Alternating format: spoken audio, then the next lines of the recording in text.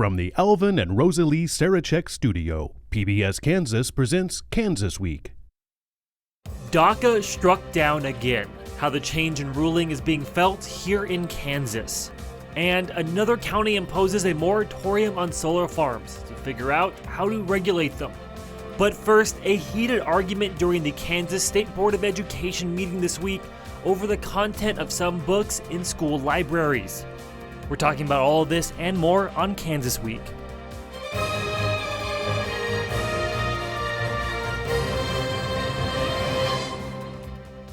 I'm Jackson Overstreet, and this is Kansas Week. Now, what content is appropriate for your kids in school libraries? For one State Board of Education member, some of the books contain, in his words, smut.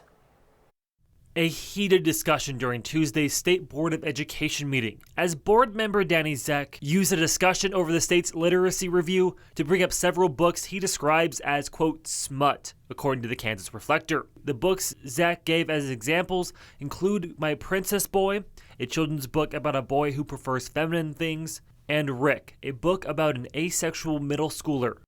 If the parents are okay with them, again, my word, smut, okay with that, then I'm okay with that. But I like the parents to know ahead of time that, number one, that this stuff's in our library, and number two, that we could be reading that to your child that's in second grade.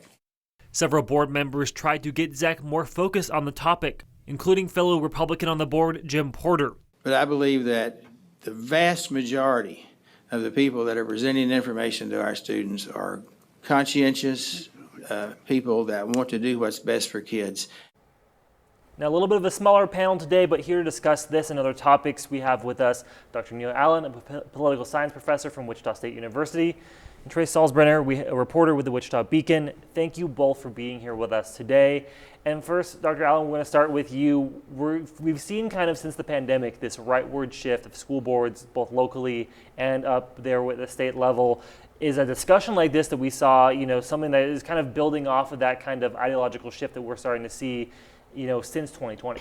I think that's right. And we should remember here that the Board of Education is an elected body that most day-to-day decisions about what books are in libraries, what curriculum is taught to students, those decisions are made mostly by local school boards, of which we have, I assume, hundreds here in Kansas. And it's correct that we do have a rise in organized activity to try to elect people to school boards who are concerned about cultural shifts in the United States. But also, just to be blunt here, a book that talks about how a boy might want to dress differently than culture tells him to dress is not smut. That talking about someone's gender identity or the fact of what kind of clothes they wear or who they love or who they marry, that is not smut, assuming that something that is different than the dominant understanding or pattern of who you love, who you marry, and how you dress is sexualized or too sexual for our kids. Doesn't give our kids enough credit, or our parents enough credit, or teachers enough credit. And I think really here we have a solution in search of a problem by one member of the State Board of Education. And Trace, when you're talking to parents, I know we have a big race coming up here in Wichita when it comes to the local school board. Are these some of the issues that they're caring about? Or is it much more about, the reading and writing in class and the kind of those actual base level things? Or are we seeing more of these culture war issues kind of seep in? During this election, it has been a lot more focused on curriculum, how we increase grades after COVID-19, how do we make sure behavior in students is improved compared to a lot of other things. I haven't seen much culture war specifically in Wichita, but you get down into Derby and it's a really huge issue right now. We've seen some proposed book bans, we've seen some other things that have gone on those kind of culture war lines. And I do kind of want to echo what he was saying about sexuality isn't smut. But we see this often when there's a social issue on the national level. It often gets brought up in the schools. Taking it all the way back to segregation as a social issue was very staunchly fought in the schools. Back in the 90s, sexuality very staunchly fought in the schools. Now this is gender, still kind of sexuality. It's very staunchly fought in the schools. But luckily here in Wichita, I don't see that much in the local races, but it does exist here in Sedgwick County on the local level as well, not just at the state level. Yeah, and I think that it's a good point you bring up that the schools become this kind of flashpoint for a lot of these big national issues. I know, Dr. Allen, we've talked about this in the past, some of these national politics seeping into these local races. Is this just something we're gonna see more of, these kind of big national culture war issues, whether it is with a school board or anything else, really seeping into these discussions? Well, I think Mr. Salzbrenner actually hit the nail on the head in the sense that this isn't new, that we see national cultural issues involved in schools, through the entirety of our history. But now what is difficult is that we have so much information available to us. And also it's hard for an individual citizen or even an elected official to get a handle on how common things are. And so if you want to find an example of some school library in this country that is making available a book you don't like, then you can probably find that with a computer in a half an hour. But that doesn't mean you know anything in particular about your local schools. But I'm not worried as a parent of two kids that happen to go to the Wichita School District about what is available in their libraries or what their teachers are teaching about, partly because I trust them and I've made a choice to live where I live, partly because of schools, but also because I know I can go to that library, I can talk to my kids' teachers, and I can also talk to my kids every day. And so I think the policy discussion about schools should be more about how do we pay teachers enough to retain them, how do we trust teachers enough and respect them to keep them working in schools instead of doing something else, and how do we get out of the way of education of our kids so that they can learn instead of being pawns in larger political fights that they have very little to do with and also have no real voice in. Well, moving from our schools into neighborhoods where kids may live, the city of Wichita is making changes to how it regulates short-term rentals, like you may think of with Airbnbs. So what do these new rules include? We take a look at that. Inside the Wichita City Council chambers Tuesday, Kelly Reed is sitting and listening to debate of an issue that will impact her directly. New rules and regulations regarding short-term rental properties like Airbnb. When we first started out in 2018, there really was no policy per se. Going through the process of making phone calls to the city and to the county and to the state to find out how we go about doing this here in Kansas was cumbersome. The city of Wichita has been working on this policy since 2021 after a fatal shooting at a house party at an Airbnb. Two major changes were passed. One is an adjustment to zoning code to allow for short-term rentals less than 7 days, and another is creating a licensing program for owners of those rental properties. Most short-term rentals, I guess up until this goes into effect, have been operating illegally because they allow people to stay less than 7 days. So we wanted to make sure we took the steps to make sure we brought that into modernizing our code. One change that was delayed until December, the creation of a nuisance party ordinance. Council members say they want more feedback on the policy before going forward. How can an owner keep control over that property? They're not out there all the time. They can't invade their property. But then I seen that expanded it to the whole city. It wasn't just short-term rentals. It was any property. Reed says she isn't happy with all the changes, but overall says that there needed to be something for the city to enforce. So that's why I'm here today to say I'm very much in favor of having a policy so that we aren't out of compliance. No, I've talked to, you saw a homeowner there, talked to other members of neighborhoods associations. These regulations have been something that have been worked on for a long time. Trace, have you guys at the Beacon been talking to neighborhoods about these type of issues and kind of why rentals are becoming such a big point of contention for a lot of neighborhood organizations? Yeah, like you see it a lot in the neighborhood associations right now, is they're mostly concerned about the noise, the damage of people coming into the neighborhood, staying for a short while, and you get these large noise complaints, you get bigger parties, and people are concerned about safety issues of people being in the neighborhood they don't necessarily know. They're worried about just trash being left over that may get into their yards. There's a lot of issues that people are seeing on their own enjoyment of their property that could be impacted when you get into short-term rentals. And that's kind of what I've been hearing a lot during neighborhood association meetings when I go to them. Yeah. And Dr. Allen, as someone who just lives in the city, lives in some of these neighborhoods, what are you seeing kind of in talking with some of your neighbors when it comes to these regulations and trying to kind of get this on the books for the city? Well, I mean, I think there's a lot of good that's been done about this issue because, one, these are rental properties in effect, even if they are only used as rental properties infrequently, that it's good that there is in the new ordinance a fee that owners have to pay because the city will have a licensure system and have to maintain that. And having licenses is a good idea, and having reporting is a good idea. And also there's a requirement that property owners carry insurance, which is also good.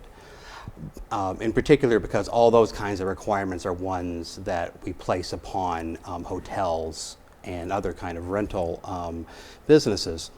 And I mean, on this one, the particular shooting incident that happened last year, that was about 3 blocks from my house because I happen to live right around the corner from that house and I walk by it and drive by it every day. But I'm a bit worried about the direction we're going about restricting individual property rights and also empowering neighborhood association neighbors to constrain the choices of individuals about what they do with their property and their houses. And so part of the ordinance says that the city zoning board will have authority if enough of the neighbors disagree with the use for Airbnb or short-term rental.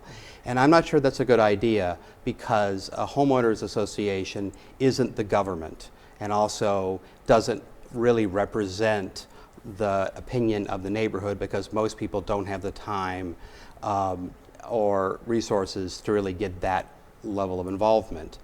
And I think that we should be very careful about restricting too much involving property rights because one, we need places for people to stay in the short term.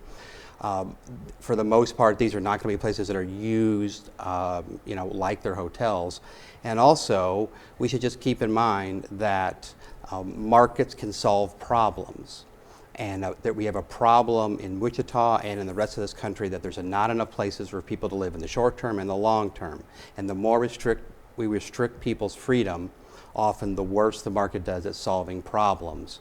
And the fact that there was a shooting at a certain place when people were renting a place for a party doesn't mean that we should base all of our property use regulations upon anecdotal situations and the fact that neighbors want their neighborhood to stay exactly the same no matter who owns the property nearby to them. And I think it's a conversation that the city's going to continue to have. I know even though they passed the first reading this week, they're going to still continue to work on this ordinance. Now, their neighbors here in Sedgwick County, the Sedgwick County Commission, had a hearing this week on solar farm applications and putting in basically halting applications and putting a moratorium in for 6 months while it looks at new regulations. Now, Sedgwick County is one of many counties who are reviewing this policy when it comes to green energy, and KSN's Derek Lytle tells us why. Colwich resident Leroy Bosch says he is not happy. Neither are his neighbors. Some of them have recently purchased properties within a mile or two of us. Had they known, they said no, we would have never purchased out here. He said they are not against solar, but are not on board with the plans of this proposed project. Invenergy says the company would send the energy they produce to Oklahoma. We're just against the placement of this project and the size and scale of it and the fact that this energy is going out of state. It will not be utilized for the benefit of Sedgwick County. Sedgwick County commissioners believe the moratorium was a necessary step. No, that's the problem that we have right now is our code doesn't have a whole lot to do with solar. They will use the next 180 days to work with the planning department in their research. We need to understand aesthetic impact, we need to understand economic impact, we need to understand environmental impact. A lot of our surrounding communities have done exactly this, where they put a moratorium so that we can do the research needed. Commissioners will reconvene in 6 months to lay out a comprehensive new solar plan with updated regulations. Now, I think we've seen this before in Kansas when it comes to wind farms and all that. I know Butler County actually also had some new rules put in place for solar farms. Is this something we're going to start seeing more and more communities across Kansas kind of pushing back on some of these green energy projects? Because you heard it there, they like them, but they don't want them in their neighborhood. Yeah, and this is something that I'm kind of, if even interested in, because I've also heard, like, on the farming side of things, like, when you're downsizing your farm, you're wanting to figure out what to do with this land that you have. You have a company that comes in and like, well, we'll rent your land to allow us to put either a wind farm or a solar farm on there. So it's something that I know a lot of farmers are looking at as a way to earn that money off that land that they no longer want to use because they're either shifting their strategy for their small business or something else. But then you have the people who live next to the land who are like, well, it's unsightly for me. And I bought this house knowing that there wasn't going to be something there next to it. So county commissioners get those complaints. And they're like, okay, we need to pause this long enough that we can decide what these regulations need to be, where they need to go. And as Commissioner Beatty said, like, they don't have a lot talking about solar energy right now. They've mostly done wind energy. Yeah. And Dr. Allen, I know we're seeing a lot on the national level, especially from the Biden administration, this push towards green energy. I think that's what's driving a lot of this private development that we're trying to see around Kansas. Do you think that maybe taints a little bit of some people's opinions of this stuff? Because we are in a red state, we're in a state that maybe some opinions, at least public opinion of clean energy and green energy may not be as favorable as somewhere, let's say California or Colorado. That makes sense. And also, there is a small amount of competition between a given solar farm and industries in a place like, for example, Butler County, which has a long history of oil extraction as being part of their economy. But here we're talking about solar panels, which are on people's houses all over the place. And that we're also talking about power that we can use because the sun exists and shines. And in Kansas, we happen to have more sunshine than a lot of places. And the idea that someone, an individual citizen, buys a house and thinks that because there's a vacant field beside them, somehow that we should preserve what is used there, well, that field might become a house. It might become a house that they don't like the look of. And also, solar farming, if you want to call it that, is really just using land in a way that is really the least destructive to the common good. And when you compare it to other forms of electricity production. And if anything, I think we should go in the opposite direction. We should be encouraging more solar farms. And the fact that the power goes to Oklahoma really isn't that big of a deal, because a lot of the gasoline that we drive in our cars comes up here from Oklahoma. We're part of one country that's trying to live together. And what we should do is that counties like Sedgwick County should aggressively move in favor of solar panels and solar farming. And one place that the state could help is changing tax laws so that in agriculture areas, when farmers move from growing row crops like corn and soybeans like my father grows back in Indiana, and they move to having solar panels, they shouldn't have to pay hugely increased property taxes because they lose their agricultural property tax exemptions. And so this is a situation where if you let the market work, it can actually help us to deal with the fact that our planet is becoming hotter and more dangerous. And we can do that in the local level just by letting companies that want to build green energy production do so. Yeah. I know there's interest throughout Kansas on a lot of these projects, and we'll continue to see that. Sedgwick County has at least 6 months to kind of figure out some of their new rules. Now, a U.S. District Court judge has sided with 8 states suing to stop DACA from being enforced. So what does that mean for dreamers here in the state of Kansas? KSN's Adam Orduna tells us. We have seen how every year we're challenged with a judge from different states trying to block or try to get rid of DACA. A local advocate says this is just the latest challenge for local dreamers and their families. It's very traumatic, and not only for them, because we do have families who are composed by maybe a DACA recipient, but then a citizen and maybe with different status within the family. So we do have a lot of families with mixed status, which create a lot of anxiety. The federal judge said in his ruling, immigration reform should come from lawmakers, not from the executive or judicial branch. Those who help immigrants with their legal status are hoping for more lasting change. I'm really hopeful that this bad news will turn into something good, and that finally we can take that step to make a permanent solution for them, not just year by year, 2 by year renewing, but being able to actually solve that issue and create stability for them. Dr. Allen, we obviously see this struck down at the federal level. DACA has been something that has gone in, gone out a couple different times at the federal level, but we're not going to probably see anything from Congress when it comes to immigration reform coming soon with the other issues they're dealing with. What does this kind of leave us with this kind of state we're in right now? Well, you're right that Congress is not in any way configured to act on immigration. Congress is lucky to act on immigration when you have unified control of Congress by one party, and what we have now can barely even pass a budget when it has to. But we should note here that here in Kansas, we need more freedom, and I guess it's just going to be Libertarian Freedom Night for me, but we need more ideas, not less ideas in school. We need more energy production and ability to use that. To do that. We need more freedom on how people use their property so they can house more people. And also, frankly, we need more people. And the federal government's not doing its job here, but in a place like Kansas, we need more people to do the work that is available. And what we have is a large population of people that were brought here when they were children and just want to be American citizens and be productive workers and family members and servants of the common good like the rest of us, and the federal government is blocking that. And so hopefully we can at least have some kind of de facto moratorium on deporting people who are really parts of our communities and are really as much Americans as anybody who was born here just because they were born somewhere else a couple years before they were brought to this country. And I'm sure we probably won't see as much urgency with this under the Biden administration, but depending on what happens next year, that could change a lot of how these immigration policies are enforced.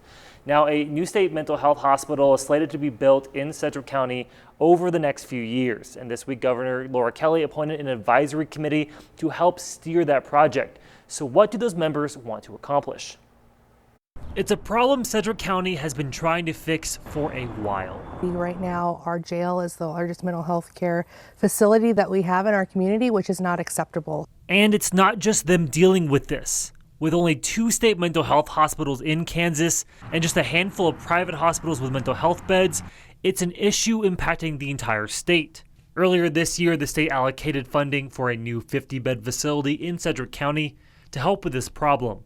And just this week, Governor Kelly appointed a 14-person advisory panel to guide its development. Our goal is to look at, what is the best placement for these beds? What's the best incorporation of these beds into the array of community mental health services already available? Mary Jones is the CEO of the Mental Health Association of South Central Kansas and a member of the panel. She says beyond the location, there's a second key aspect that they're going to look at: staffing the hospital. When you add capacity in a system, you have to be really mindful of how are we going to get workforce in there to fulfill the need of this new project and not pull away from the workforce that we already need to support people in the community.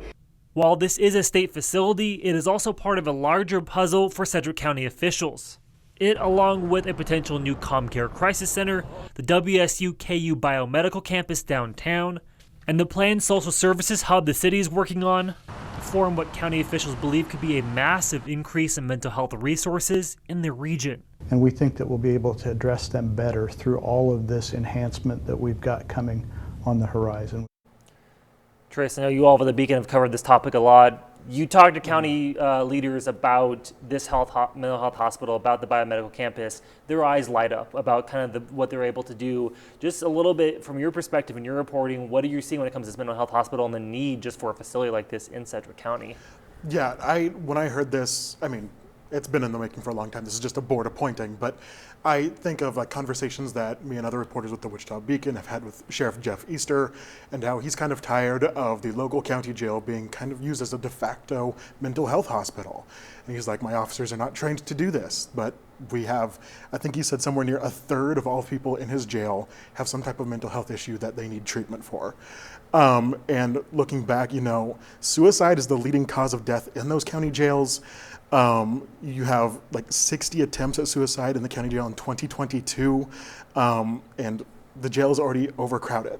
So this is a new facility where people could be sent, where they could go to, where they have the ability to get treatment instead of just being in a jail, which could lead to those unnecessary suicide deaths, which could lead to that overcrowding of, jail beds instead of mental health beds.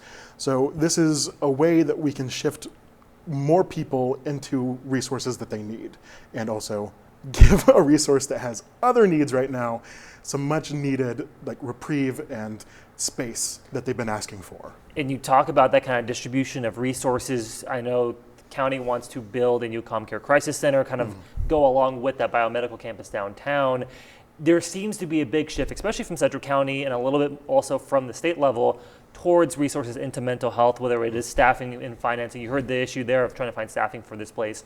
Are we starting to see that kind of mentality statewide shift to investing in this field and trying to get people the help they need? Yeah, that's what I've been saying, is like a lot of people are very concerned about that staffing. Yes, we can create the 50 extra beds, or I can't remember the exact number of beds, but we can create those beds, but we need people there to man those beds. And you've seen it here locally in ComCare, where they are scared of the fact, well, not scared, but they are worried about the fact that they may not have enough people to have short-term mental health services, let alone inpatient mental health services. So pushing that on the state level as well, you've seen a lot of representatives at the state level saying we need to find incentives to bring more workers here to Kansas when we have those beds available. Yeah. And Dr. Allen, really quickly, are we also seeing just a little bit of I know Democrats are long have fought for mental health, but we're seeing the ideological shift among Republicans, maybe younger Republicans in the state, of trying to get more investment. I know Ryan Beatty on the county commission has talked a lot about this issue. Well, I think that's true. And one of the nice things about Kansas is that even when we've had funding shortfalls in recent years, we have a culture within both parties of support for the idea that mental health is health and that mental health services are health services. And really any amount of resources that we give to this will pay back in the long term, because a mentally ill person, whether they're in jail or being less productive in their job or their family life, is going to cost us later. And so this is a proactive policy that hopefully will better serve our community and the state as well. Neil, Trace, thank you so much for joining us this week. We'd also like to thank our news partners at the Wichita Eagle, the Kansas Reflector, KSN News, and Cake for sharing their materials with us. We'd love to continue the conversation with you online. Just look for PBS Kansas on most social media platforms. For now, stay safe and have a great week.